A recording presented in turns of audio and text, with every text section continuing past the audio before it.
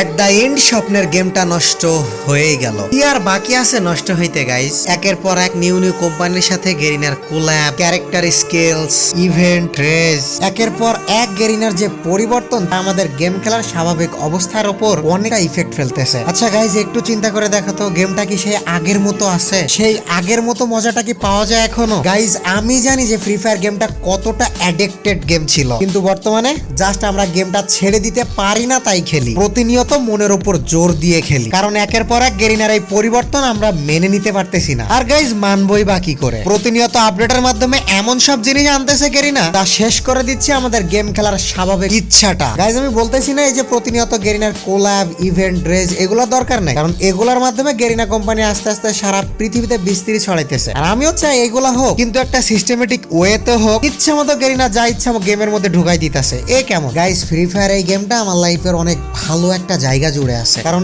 এমন একটা সময় এই গেমটা আমার হেল্প করছে যেটা লিটারালি আমি কখনো ভুলতে পারবো না। তোমাদের জন্য তোমাদের লাইফে গেমটা কতটুকু ইফেক্ট ফেলছে, কেমন ইফেক্ট ফেলছে সেটা আমি জানি না, কিন্তু আমার লাইফে গেমটা একটা আশীর্বাদের মতো আসছিল। বলবো তোমাদেরকে কোনো একদিন এই ঘটনা সবই। তো গাইস, এই জন্য এই গেমটার প্রতি আমার এতটা আকর্ষণ, কিন্তু দিন দিন গেমের অবস্থা যা হইতেছে না গাইস, তা সে আকর্ষণটা রীতিমতো কমে যাইতেছে। আর আমার বিশ্বাস তোমাদেরও থাকতেছে না, কারণ তোমরা ফেসবুকে প্রতিনিয়ত আমাকে ডিএম করো, ভাই এই ক্যারেক্টার স্কিল নিয়ে কথা বলেন, ভাই এই ইভেন্টটা নিয়ে কথা বলেন। নিশ্চয়ই তোমাদের এই কাজগুলো পছন্দ হইতেছে না, এই জন্য তোমরা আমাকে এসে বলো। কিন্তু গাইস, তোমাদেরকে কি বলবো বলো? আমার কথাই তো আর কোনো কিছু সম্ভব না। আমি ছোট্ট একটা ক্রিয়েটার, আমার কথা কতজনই বা শোনে, কতজনের কানে বা পৌঁছায়। এই জন্য গেরিনার এই সমস্ত ইভেন্ট, এই সমস্ত স্কিলস, এই সমস্ত কোনো চেঞ্জ নিয়ে আমি কোনো কথাই বলতে চাই না, কারণ আমি জানি আমার এই কথাটার কোনো মূল্য নাই। কিন্তু কি করব গাইস, আজকে সকালে একটা জিনিস দেখে আমি জাস্ট টোটালি শকড হয়ে গেছি যে এমন জিনিসও আসবে আর কয়দিন পরে আমাদের সার্ভারে। তো সেটা কি জিনিস বলবো তোমাদের সাথে। তোমাদের কাছে রিকোয়েস্ট, সবাই চেষ্টা করবা ভিডিওটা শেষ পর্যন্ত দেখার জন্য। আর আমি কন্টিনিউয়াসলি দেখতেছি যে আমার প্রত্যেকটা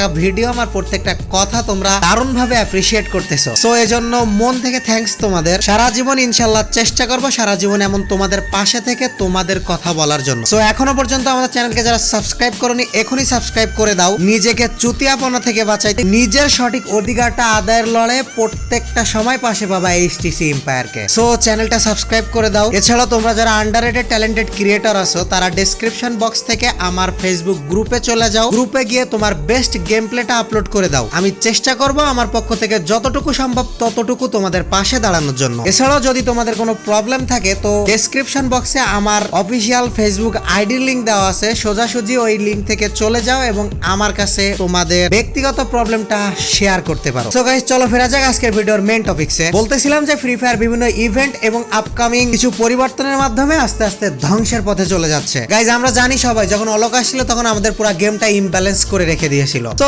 সহ্য করে নিলাম সেটা কয়েকদিন পরে। তারপর চলে আসলো গেমে MA2B, সেটাও মেনে নিলাম। তারপর একের পর এক ধর্মীয় অনুভূতির উপর আঘাত দিয়ে ইভেন্ট, বিভিন্ন প্লেসের নিদর্শন, পুরোনো ক্যারেক্টার, ডাবল ভিক্টর, আর এট দ্য এন্ড স্কাইলার। কি উপকার করছে এইগুলা গেমটার? পুরা গেমটা বরঞ্চ ইমব্যালেন্স করে রেখে দিয়েছে। তারপরও যাই হোক, সেগুলো সহ্য করে নিলাম, সবই সহ্য করে নিলাম। কিন্তু এট দ্য এন্ড এই যে অ্যাটাক টাইটানের যে ড্রেসটা আসতেছে, যেটা অলরেডি বাইরের সার্ভারে চলে আসছে, আর কয়েকদিন পরে আমাদের সার্ভারেও চলে আসবে। আচ্ছা, এই ড্রেসটার মাধ্যমে কি বোঝাইতে যাচ্ছে গেরিনা? এটা কি কোনো ড্রেস হইলো? দেখলেই মনে হয় 18+। গাইজ, এই গেমটা আমরা খেলি ম্যাক্সিমামই 13 থেকে 19 বছরের বাচ্চারা। গাইজ, আমি মেজরিটি বলছি যে ম্যাক্সিমাম এই বছরের এই ক্যাটাগরির মানুষেরা খেলে, এছাড়া অন্যরা তো খেলে। তো এই যে ম্যাক্সিমাম এজ ক্যাটাগরির যারা এই গেমটা খেলে, এরকম বয়সের একটা বাচ্চা যখন এই প্লেয়ারটা বা এই ড্রেসটা নিয়ে খেলবে, আর পাশ থেকে যদি তার কেউ ফোনের স্ক্রিনে তাকায়, তো কি ইফেক্টটা পড়বে এবার তোমরা বলো। কি দরকার ছিল গেরিনার এই ড্রেসটা দেওয়ার আমি জানি না। ড্রেসের ডিজাইনের কি অভাব পড়ে গেছে? গাইজ, বর্তমান বাংলাদেশের প্রেক্ষাপটে আমরা যুব সমাজ গেমটার প্রতি